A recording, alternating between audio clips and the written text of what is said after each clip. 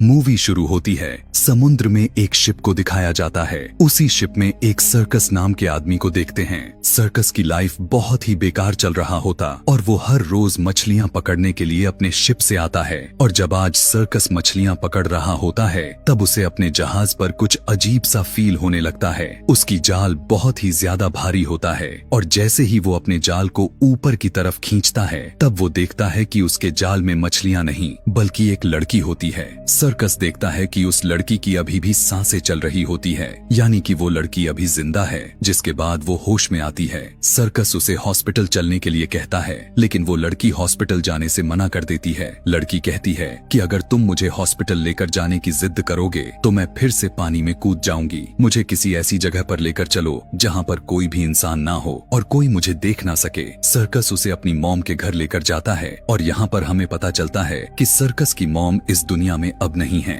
Circus कहता है कि तुम अब यहाँ पर आराम से रह सकती हो। ये कहकर उसे अपना खाना देकर वहाँ से चला जाता है। जिसके बाद वो अपने वाइफ के घर आता है। दरअसल अब उसका डाइवोर्स हो चुका है। उसकी एक एनी नाम की बेटी भी होती है। एनी की किडनी खराब होने के कारण उसे डायलिसिस ट्रीटमेंट पर ही रहना पड़ता है और यही वजह होती है कि उसकी बॉडी में बहुत ज्यादा कमजोरी हो चुकी है। वो सही से चल नहीं पाती। सर्कस अपनी बेटी को लेकर हॉस्पिटल जाता है जहाँ पर एनी का डायलिसिस का इलाज होता है। डायलिसिस के समय में एनी अपने डैड से कहती है कि आप कोई मुझे एक कहानी सुनाओ। वो कहने लगता है कि एक समुद्र के किनारे एक मछुआरा रहा करता था, लेकिन एक दिन उसके जाल में बहुत ही खूबसूरत लड़की फंस जाती है। उसकी बेटी उससे पूछने लगती है कि क्या वो जलपरी थी। दरअसल वो एक किताबों में पढ़ा है, उसमें बताया गया है कि अगर जलपरी पानी से निकलकर धरती पर आ जाए तो वो 7 सालों तक जमीन पर ही रह सकती है। और सर्कस अपनी बेटी को कोई कहानी नहीं बल्कि आज जो उसके साथ घटना घटा था वही वो अपने बेटी को कहानी के रूप में बता रहा था।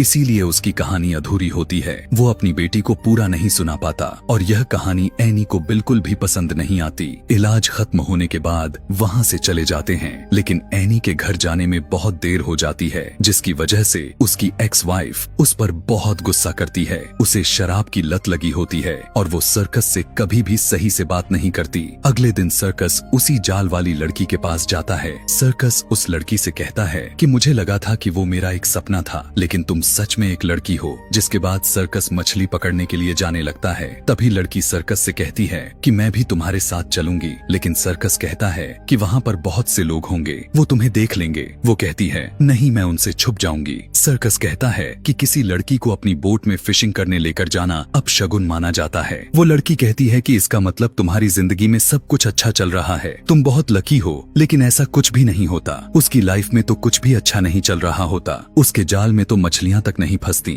जिसके बाद वो उस लड़की को अपने बोट पर लेकर जाता है। यहाँ पर सर्कस उसे उसका नाम पूछता है। दरअसल ये लड़की अपनी याददाश्त खोने का नाटक कर रही होती है, पर आज वो कहती है कि तुम मुझे ओनेडिन कहकर बुला सकते हो। जिसके बाद वो गाना गाने लगती है और उसके गाते ही सर्कस के जाल में बहुत ही मछलियां फंस जाती हैं, जिससे सर्कस काफी खुश हो जाता है। वो ओनेडिन से कहता है कि इन्हें बेचने के लिए तुम मेरे साथ चल सकती हो। इसका जो भी फायदा होगा उसमें से मैं कुछ तुम्हें भी दूंगा और तुम अब हमेशा शिप पर आ सकती हो। लेकिन ओनेडिन कहती है कि नहीं, मुझे किसी से भी नहीं मिलना है सिवाय तुम्हारे। और यहाँ पर ओनेडिन को अब पता होता है कि सर्कस एक अच्छा इंसान है। इसके बाद सर्कस मछलियों को लेकर मार्केट जाता है, जहाँ पर उसे उसकी काफी सारे पैसे मिलते हैं। उस पैसे से सर्कस ओनेडिन के लिए कपड़े खरीदता है। जिसके बाद वो अपनी बेटी के पास जाकर उस कहानी को आगे बढ़ाता है और उससे आगे बताता है कि वो लड़की जो फिशरमैन ने अपनी जाल में फंसी थी, वो उसे फिर से अपने साथ मछली पकड़ने लेकर जाता है। तो वो गाना गाती है और उसके गाने की आवाज से बहुत सारी मछलियां उसकी जाल में फंस जाती हैं।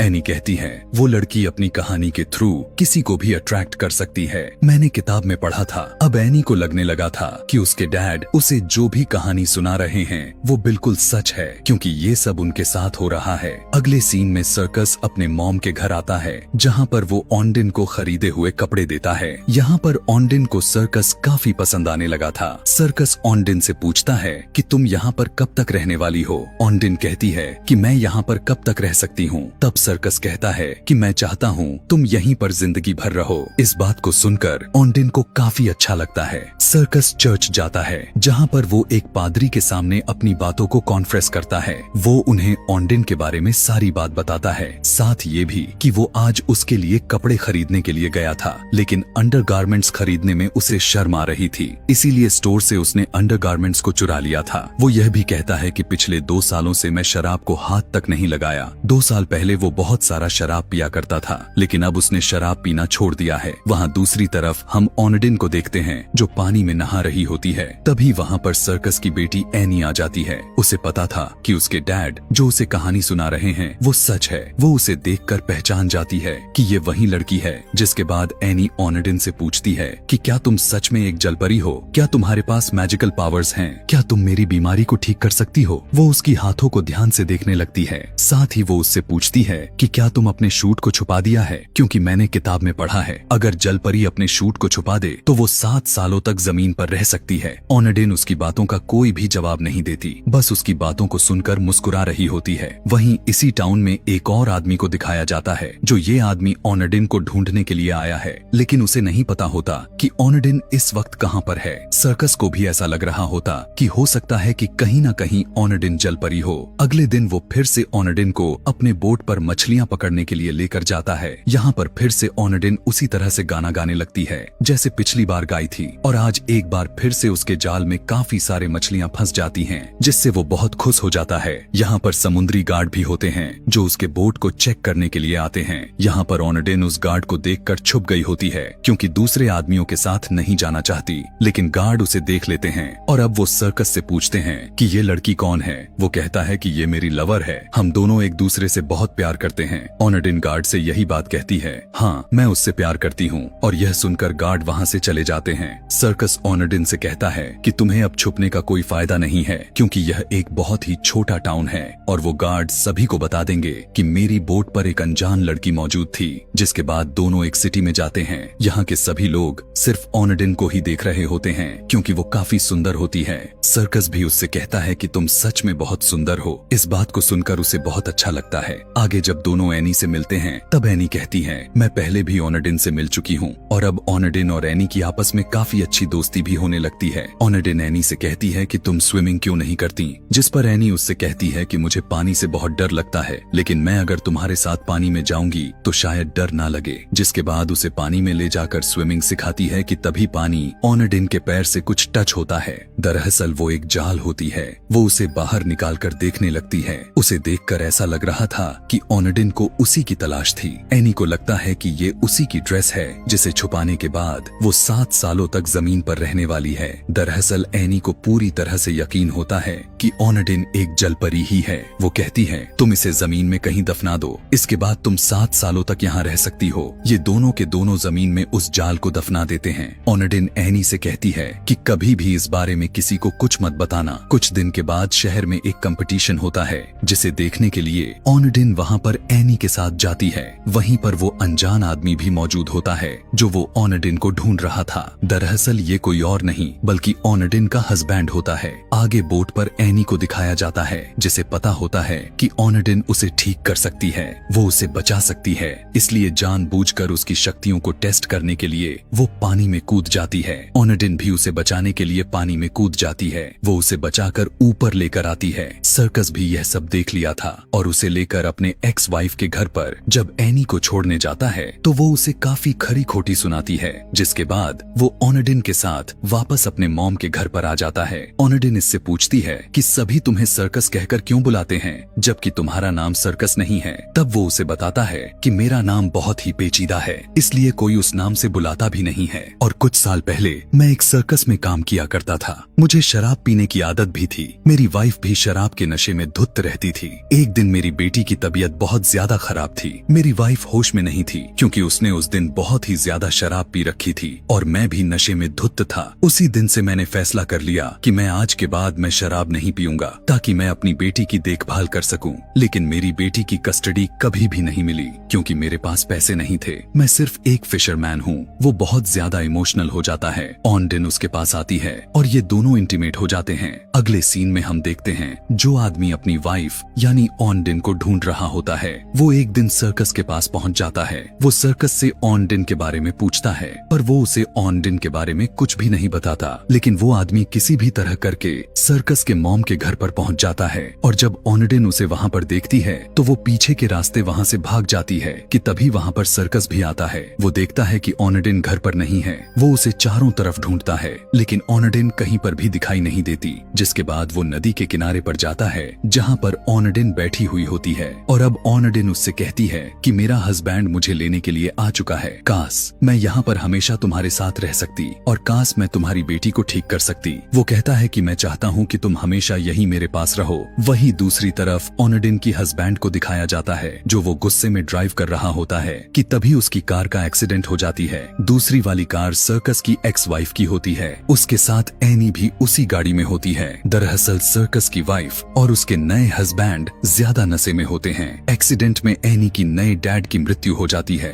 जबकि ऑनडिन का हस्बैंड और सर्कस की वाइफ बहुत ही बुरी तरह से इंजर्ड हो जाते हैं। जिसके बाद उन्हें हॉस्पिटल में एडमिट किया जाता है कि तभी वहां और सर्कस और ऑनडिन दोनों पहुंच जाते हैं। डॉक्टर उसे बताते हैं कि जो तुम्हारी एक्स वाइफ का हस्बैंड था उसकी मृत्यु हो चुकी है। वो एक डोनर था और उसकी किडनी तुम्हारी बेटी से मैच करती है। हम ऑपरेशन करके उस किडनी को ट्रांसप्लांट कर सकते हैं। अगले सीन में ऑनडिन का हस्बैंड उसके पास जाता है और कहता है कि हमें यहाँ से चलना चाहिए पर ऑनडिन उसके साथ जाने से मना कर देती है। वो कहती है कि अब मैं यहीं पर रहूंगी। अगले दिन हम एक शिप पर देखते हैं जहाँ पर सर्कस की एक्स वाइफ अपने एक्स हस्बैंड की अस्थियां को पानी में बहा रही होती है। वो कहती है कि मैं अपने हस्बैंड की मौत से पूरी तरह से टूट चुकी हूँ। उसकी मौत का कारण मैं हूँ क्योंकि मैं ही शराब पीकर गाड़ी चला रही थी। मेरी वजह से एक्सीडेंट हुआ है। सर्कस की एक्स वाइफ उसे कहती है कि तुम एनी को अपने पास रख सकते हो लेकिन मेरी एक शर्त है कि तुम ऑनडिन से दूर रहोगे। सर्कस को कुछ भी नहीं समझ में आ रहा था कि उसे क्या करना चाहिए क्योंकि वो ऑनडिन से बहुत ही प्यार करता है। साथ ही वो अपने बेटी की केयर भी करना चाह रहा था। इसके बाद उसकी वाइफ उसे अपने साथ ड्रिंक करने के लिए कहती है। सर्कस इस बात को मना नहीं कर पाता। आज 2 सालों के बाद उसने फिर से ड्रिंक की है। ड्रिंक करने के बाद वो अपने मॉम के घर पर जाता है जहाँ पर ऑनडिन है। वो ऑनडिन को यहाँ से जाने को कहता है लेकिन ऑनडिन जाने के लिए राजी नहीं थी तो वो उसे जबरदस्ती एक आइलैंड पर लेकर जाता है। हालांकि वो ऐसा नहीं करना चाहता था और जब वो ऐसा करता है तब उसे काफी दुख भी हो रहा होता है लेकिन शायद अब उसके पास कोई भी ऑप्शन नहीं रहा है। वो ऑनडिन को उस आइलैंड पर छोड़ देता है और वापस आ जाता है। रास्ते में वो एक पेड़ पर ही सो जाता है कि तभी रास्ते में एक पृष्ठ गुजर रहा होता है जो उसे देख लेता है। सर्कस के बारे में उसे सब कुछ पता है क्योंकि सब कुछ उसके आगे कॉन्फ्रेस करता था। वो सर्कस से कहता है कि दुखी रहना बहुत ही आसान है, खुश रहने के लिए फाइट करनी पड़ती है और अगर तुम खुश रहना चाहते हो तो तुम्हें अपनी जिंदगी से फाइट करनी पड़ेगी। और इस वक्त सर्कस को कुछ भी समझ में नहीं आ रहा होता। अगले दिन घर पर जब उसकी बेटी टीवी देख रही होती है तभी टीवी पर एक सिंगर आता है जो सुरीली आवाज में गाना गाता है और यह गाना कोई और नहीं बल्कि वही गाना होता है जो ऑनडिन गाया करती थी। जिसके बाद उसे यकीन हो जाता है कि ऑनडिन एक आम लड़की है, उसकी कोई भी पावर शक्ति नहीं है और न ही वो कोई जलपरी है। उसे अपनी गलती का एहसास हो जाता है। जिसके बाद सर्कस उसे लेने के लिए उसी आइलैंड पर फिर से जाता है लेकिन ऑनडिन उसे कहीं पर भी दिखाई नहीं दे रही होती है। दरअसल वो तैरकर एक दूसरे आइलैंड पर चली गई थी जहाँ पर उसे ऑनडिन नजर आ जाती है। ऑनडिन की हालत अब बुरी तरह से खराब हो चुकी थी। सर्कस उससे माफी मांगता है और कहता है कि मैं तुम्हारे बारे में सब कुछ जानना चाहता हूँ, तुम कौन हो और यहाँ पर कैसे आई। ऑनडिन यहाँ उसे बताती है कि मैं रोमानिया से हूँ। हालांकि मेरी शादी हो चुकी है लेकिन मेरा जो हस्बैंड है वो मुझे बहुत ही बुरी तरह से ट्रीट करता है। वो नशे की चीजों को सप्लाई करने का काम करता है जिसमें उसने मुझे भी इन्वॉल्व किया था। और एक दिन जब हम समुद्र के रास्ते डिलीवरी देने के लिए जा रहे थे